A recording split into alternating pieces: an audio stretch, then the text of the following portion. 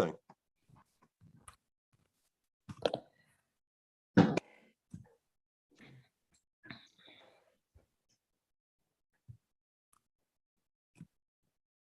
Good to go.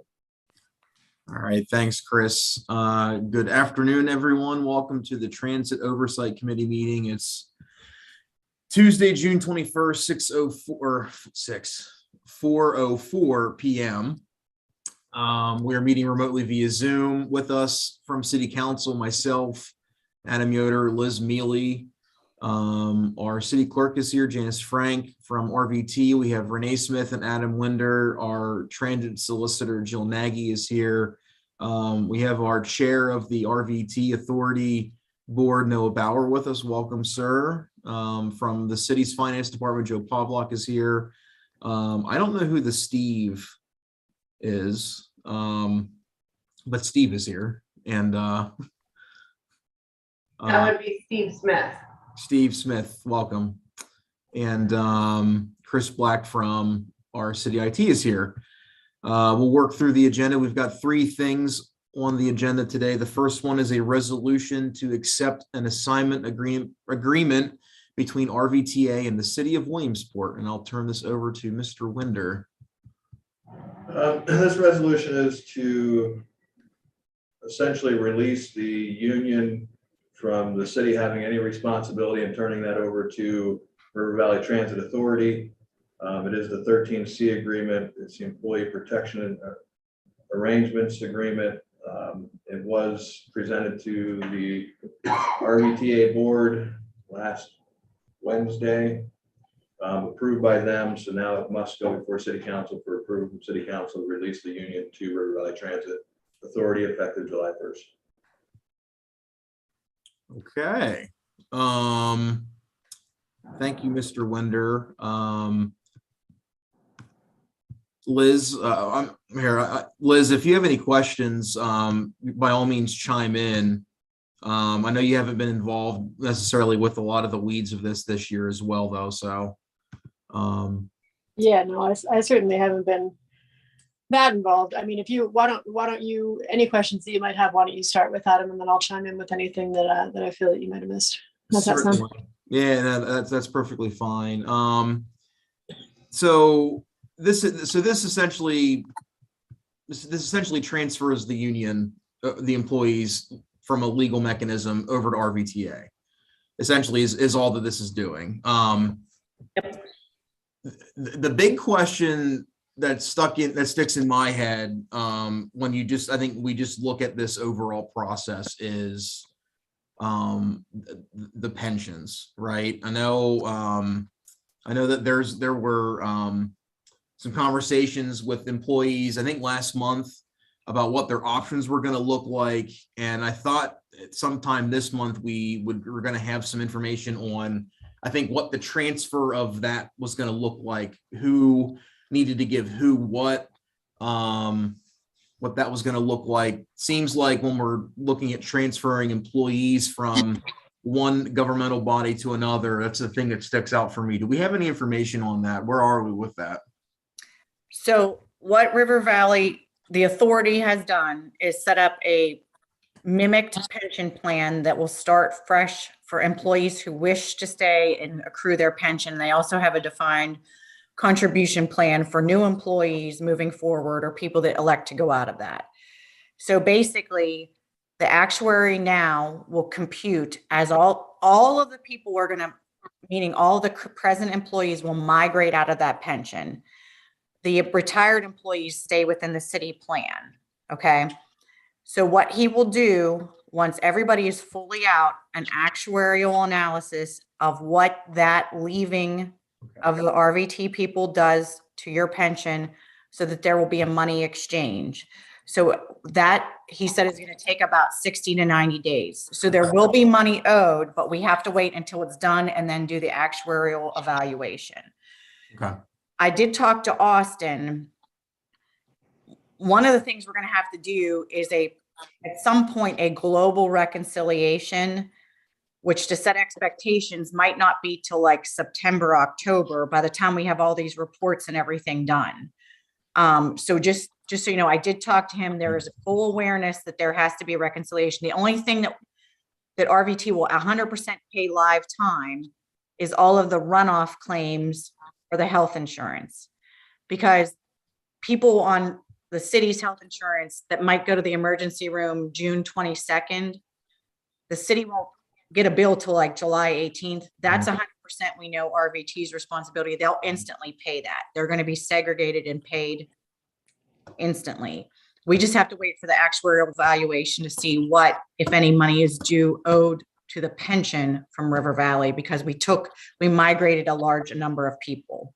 Yeah. The employees all got the choice. They all got their counseling, what their options were. Then they can meet with their own financial advisor to make a decision if they put their money in the Mimic plan or the other plan. Now, the same type of thing will happen with the 457 plan. We're going to RVT will set up a mimicked 457 plan. The only difference will be your 457 plan is old, so it had some more robust investment options. The employees will have a choice if they want to go to Empower and roll yours into Empower, or if they want to have two 457 plans. They won't add any more to the city's 457 plan, but they might want those investments to ride. But there's no skin, no meat, no anything on the city for that. It just sits there. So I just wanted to give you a global idea of what retirement benefits will be. Okay. And 98% of the employees have made their decision on which plan they want to go with. Okay. All right. Good. Go ahead, Liz. Well, talk to me about healthcare, Jill. How is that being handled? Does the authority have a provider in place? Yep. Yes. I'll let Adam give you the specifics, but yes, to answer your question, correct. Okay. So we immediately went on the search for healthcare to be equivalent to or better than. At this moment, our healthcare we're going with is actually a little bit better than what they were receiving before. And we saved $500,000 by switching to Geisinger to receive the essentially better coverage. We actually reduced the employees' deductible by $500 and still saved $500,000. So July 1st, like all employees currently have their insurance cards, they have everything in place. So effective July 1st, they will have health coverage 100%. Okay. Through Geisinger and actually, excuse me, I'm assuming Joe Pavlik. Joe Pavlik is here. Joe, what effect does that have on the city's healthcare coverage effective July 1st? That's a question for Molly. She's been working with RVT on that. Okay. Is Molly here or is Molly? Sorry. I don't see her. She's not. Yeah, I don't see her either. Okay. I think that there was some positive impact for the city, but without knowing what she's been looking at and how that would affect the surplus, I can't answer that question. Okay. Yeah, I think that's, yeah. So Adam, that might be something we'll have to delve into on Thursday if we can try and make sure that she's there. Just trying to wrap my head around, because that's, the city is obviously losing pension force, so to speak, by losing RVT, and then also losing some bargaining power by losing RVT's insured help, by losing RVT's insurance pool. So I'm just trying to sort of judge the general effect, I guess. But Jill, you say that RVT will be paying any claims from the point at which they would be billed post July 1st? Yeah. So Benecon basically said, depending on the hospital, we might get a bill for treatment that occurred in May and October. You know what I mean? But they're going to separately code those that are RVT employees, that they call them runoff claims. As soon as those come to the city, they can go to RVT and they'll be paid. But yes, Okay. that's correct. And who's in charge at the city level is that Molly? At knowing to forward them to RVT? Yes. Okay. Got it. Just making sure that there's somebody on point for that. I'm sorry, Okay. Liz, I don't mean to jump in here, but I think that I just wanted to go back to your comments on the purchasing power by losing the population or the census that RVT had. Remember, we're self-insured, so we're only paying for the claims that we incur. So in the end, if we've overfunded our plan, we're going to get those back in the form of the surplus that we've been receiving. So we're going to continue on the way that we were, only paying the claims. It's not as if in the self-insured market where they're looking at the risk amongst a variety of employee classes or the like. So. True, Joe. Thanks for the reminder. That's right. I forget sometimes how our insurance functions versus regular insurance, and that's a valid point. Okay, and I guess one last question, and this is just because it's something I don't understand, not because it's something I'm concerned about. Why all the references to the Federal Transit Administration? What is the link between the Federal Transit Administration and our union, and why is it them that we're notifying of the reassignment of the union? So we actually have two notifications. You have any person who receives Federal Transit Administration monies must have what's called a 13C agreement that protects the employees with job protection, unless there's certain circumstances. You cannot get your federal grant unless you have a 13C agreement in place. The city of Williamsport's original 13C agreement dates back to 1968, and that's submitted every time the River Valley Bureau of Public Transportation applies for a grant. The Department of Labor verifies that you have that agreement. So what we're doing is verifying that we have maintained all of the provisions of the 1968 agreement.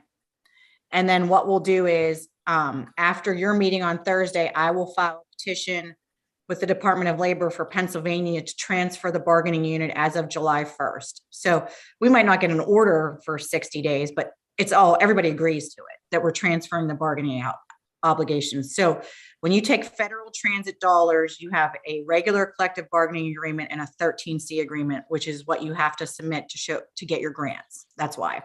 Got it. Okay, interesting. I did not know that the union was more or less mandated federally. That's just interesting to me. Sorry, I assumed that must be the case, but that was the first time that I had ever recognized that as being the case. Yeah. Okay, fascinating. Right. Adam, I think that's it for my questions. And I don't have any either. I just wanted to understand, when we were gonna have better understanding of what that pension side was gonna look like, and that's helpful, Jill. So we should expect it. Seems like September, October timeframe. Yeah. Ish. After everybody's transition, they're up and running on that end. Okay. All right. I have no other questions either. Liz, I'll take a motion. I'll move that we forward this to the full body of council with a positive recommendation. I'll second. All in favor? Aye. Aye. All right. We'll keep moving. The second item on the agenda is a resolution to transfer all City of Williamsport DBA River Valley Transit vehicles to RVTA. Mr. Winder. This one's just to transfer all vehicles related to River Valley Transit to the authority based upon the federal and state dollars that were used to pay for them.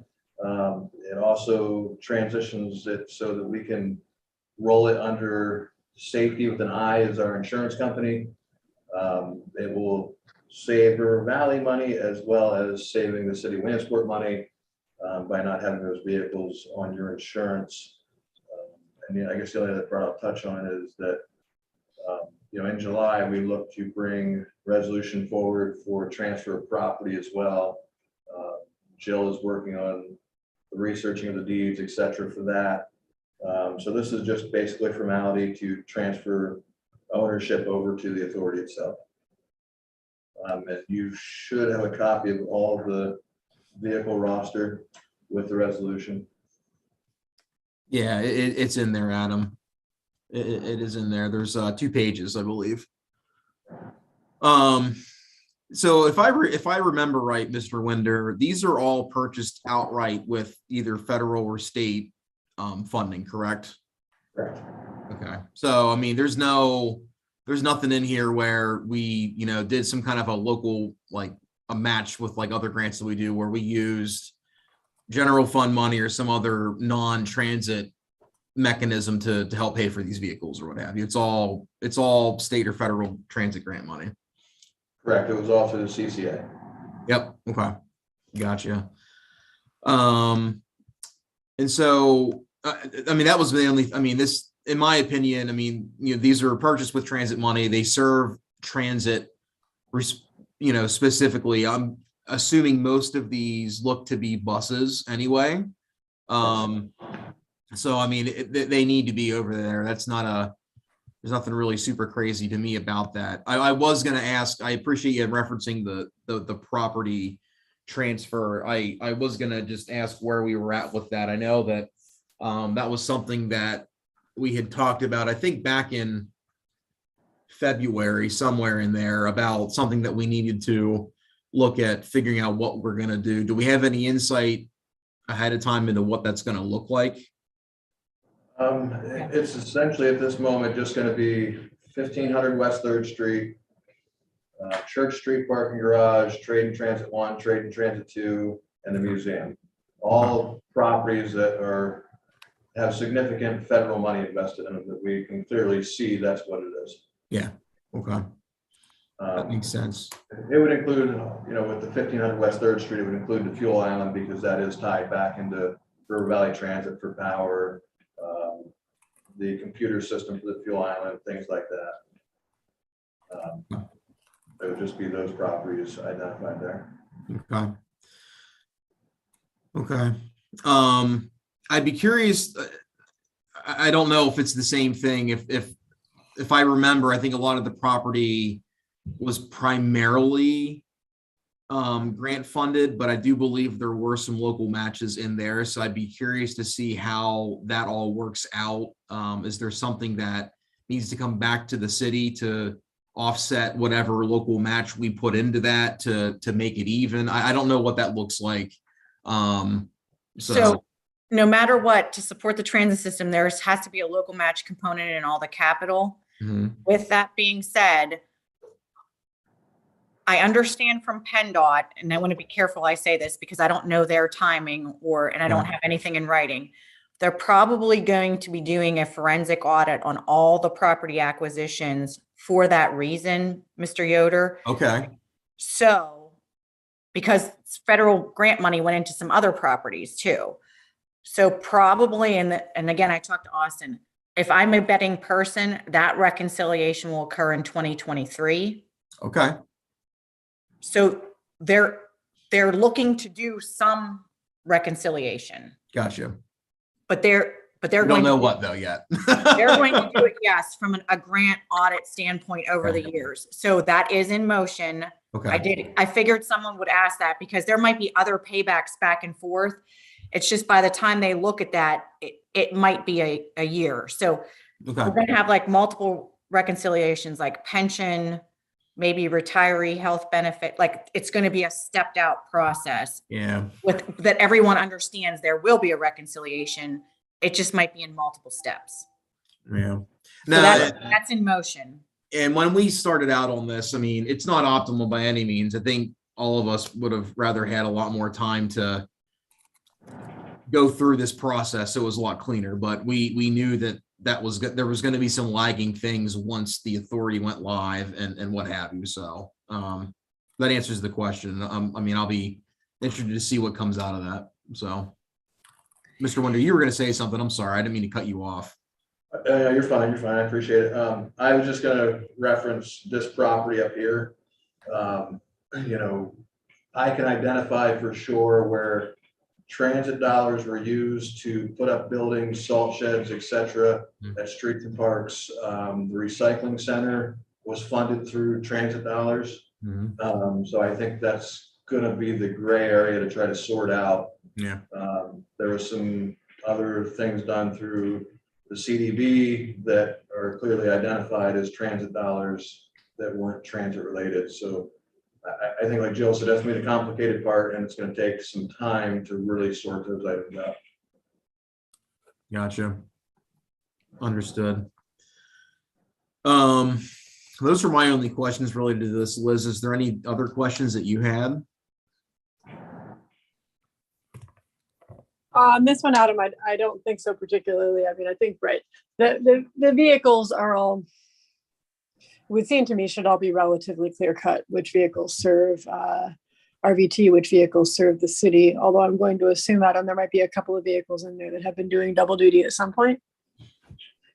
I think, yes, there's one vehicle for sure that it's met its useful life under the requirements of PennDOT.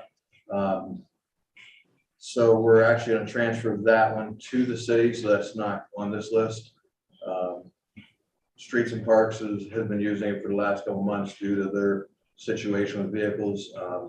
So we do have the disposition form into the state and federal government. Once we receive their approval, we'll have Mr. Livermore bring a resolution before City Council to accept that vehicle. Okay, got it. Yeah. But that's the only vehicle that's been going back and forth between the city and RVT at this point. Yes, aside from the one SUV we have here that the mayor has used when he had to go to Harrisburg and different places like that. Got it. Okay. But yeah, I think to Adam's point, the property disposition is really the larger issue. Mhm. And divorces are always difficult, aren't they, guys? I paid for the stereo, but you paid for the records. Anyway, but yeah, so I think the vehicle thing is pretty cut and dried. So I'm fine with that, Adam. I think I will, like everyone, likely have a lot more questions when it comes to the rest of the property. Yeah, as will I. Agreed. And Jill, you say we're not likely to see that until 2023. The reconciliation, yes, Yeah. 2023. Well, at least the initial properties will, you'll have something in July, because I only want to have double insurance coverage on those properties for 1 month. But then again, we'll be looking at the money exchange, if any, probably next year. Okay, got it. Sounds good. Yeah, I think, yeah, obviously everyone would prefer not to be paying double insurance if possible, so that'd be great. Yeah. And one other note on that, I did talk to your broker. They are pushing to do a mid-year audit to reduce the city's workers' comp cost. That is in process. So just be aware that I already initiated that. It's no charge, no blood, but I wanted them to do it fairly instantly. So that's in process as well. Okay, good. And will the broker, do we already have a relatively accurate audit of the values of the different buildings that we're insuring? Yes, he has all of that as well. That's been provided to him. So basically what I asked him to do is overlap just for the month of July. That would give me time to get the properties transferred, but he has all that information. So he's adjusting those schedules as well. He can pull it. Great. All right. Excellent. That's everything I have then, Adam. Thanks. That's everything I have too. I'd take a motion. I'll move that we forward this to the full body of council with positive recommendation. I would second that. All in favor? Aye. Aye. All right. Item 3, a resolution to transfer all funds from the City of Williamsport DBA River Valley Transit to RVTA. Last one, Mr. Winder. This one is to transfer all funds from the utility fund local, the utility fund state, utility fund federal, RVT USA, RVT non-transit, utility fund capital account from the City of Williamsport to RVTA effective July 1st, 2022. The funds that are in the disbursement account currently, the utility fund disbursement account, would remain in there. June 30th, RVT would calculate out all checks that would be at that moment being issued. RVTA would then issue a check to the city for that amount of funds that would be needed to make sure every check clears. But the big issue is RVTA naturally needs money to get started. We are in the process of having all of the grants, whether it's state or federal, transition to River Valley Transit Authority. We don't believe it'll happen effective July 1st. It is in the governor's hands at this point. And the governor's letter is part of the requirement to have those dollars transferred, or those grants transferred over to the authority. The authority does have a $1.4 million line of credit established currently, but we do have significant funds sitting in these accounts that we could transfer easily from the city to the authority and not have the authority pay the interest. Line of credit. Okay. A second here. Sorry, let me pull this up. So this is all money transit related. It's local, state, federal, local match, all that. I mean, it's, again, in my mind, when reading this, I mean, this is all money we receive because we have a transit organization in the city. So it's, I mean, needs to go over to transit, just like with the cars, in my mind. I mean, that's how I look at this. So, is there a holdup with like at the state level, or? As far as the grants being transferred to the authority, it's just, the process is pretty lengthy. It does require a governor's letter, required Watts to give a recommendation.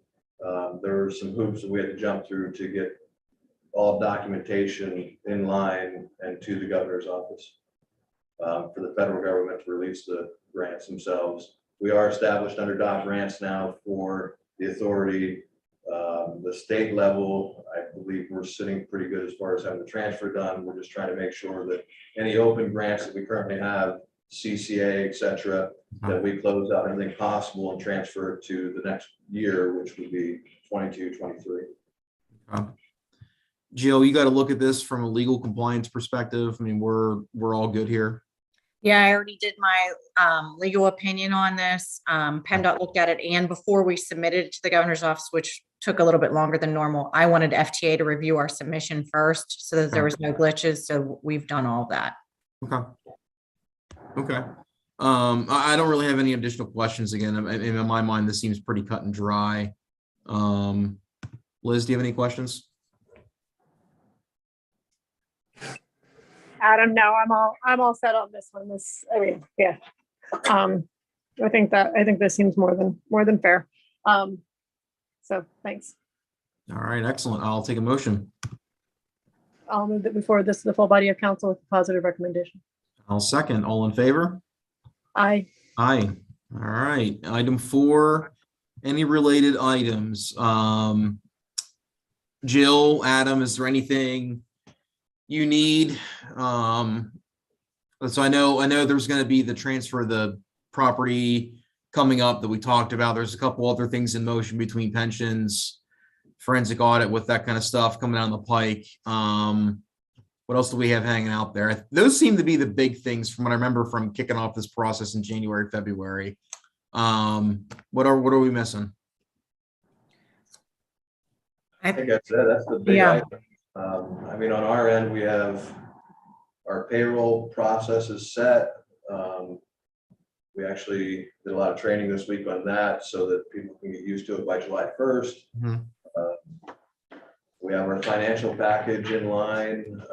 We have our checks and balances with that because before anything gets paid, the treasurer for the board actually approves the purchases as well. I will say we have a phenomenal board that is very active with us. I mean, Mr. Bauer comes up frequently. Mr. Cruz, Mr. Stamen, they're all just phenomenal and they're very engaged. We've had 2 board meetings so far and they've gone very well. Lots of questions asked and we were able to give lots of good answers. So yeah, on our VTA side, I believe we're ready to hit the ground running. We had to reapply for our alternative fuel tax permit because it's become an authority. We just did it for the city. That's in the process, but that should be done before July 1st. We've been in contact with the IRS and everything to make sure that all our T's are crossed and I's are dotted on that. So that should be coming next week, hopefully. So other than that, we're pretty much on top of everything. State inspection, we're working with Mr. Livermore to try to get streets and parks set to do the state inspections for the city. In the interim, I did agree that we would bring a MOU before council and our board to allow our ETA to assist with that until we can get Mr. Livermore up and running.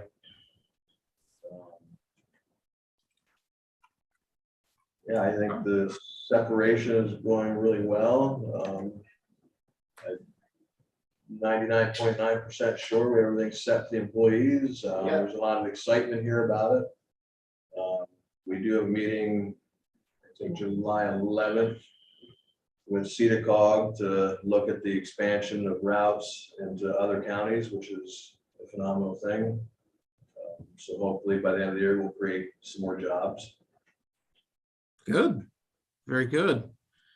Mr. Bauer, I know you're here. How's everything going with the board's end? Looks like you guys are getting up and running pretty good. I'm glad to see that. Yeah, like I said, Mr. Winder, it's been very informative. We've had the 2 meetings and kind of like a work session, a board training. Cool. A lot of questions asked, a lot of questions answered. Still going to have that as we move forward, but yeah, the 5 of us on the board are really excited and looking forward to July 1st and a smooth transition and just keep this thing rolling. Awesome. I'm glad to hear it. And I wish all 5 of you good luck.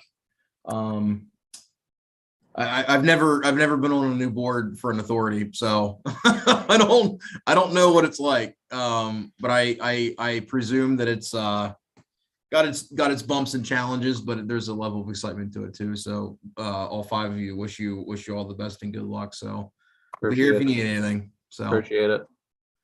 Anything else for the good of the order before we adjourn? Lizzie, have anything for the group? Nope, nothing on this end, Adam. Thank you. Cool. All right. I'll take a motion for adjournment. So move. Second. All in favor? Aye. Aye. All right. Thanks, everyone. Liz, thanks for filling in today. I appreciate it. No problem. My pleasure. We'll see you guys later on Thursday, I guess. Yep. See you Thursday. Yep. Bye-bye. Bye.